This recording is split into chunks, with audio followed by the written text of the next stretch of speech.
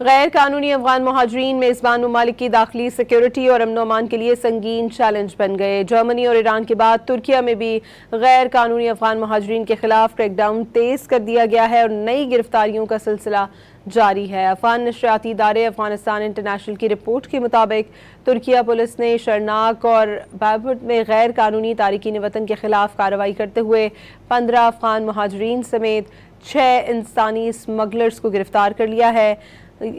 بایپورٹ میں پناہ گزینوں کو غیر قانونی طریقے سے سرحد پار کروانے والے انسانی اسمگلنگ نیٹ ورک کے 3 افغان کارندے گرفتار کیے گئے اور ایک کو عدالتی حکم پر جیل منتقل کر دیا گیا۔ ترک حکام نے حراست میں لیے گئے تمام افغان باشندوں کو ملک بدری کے مراکز منتقل کر کے افغانستان واپسی کا عمل شروع کر دیا۔ اقوام متحدہ کے مطابق ترکیہ نے غیر قانونی افغان مہاجرین کے خلاف زیرو ٹالرنس پالیسی اپناتے ہوئے رواں سال 13,500 افغان پناہ گزینوں کو گرفتار اور ڈپورٹ کر چکا ہے۔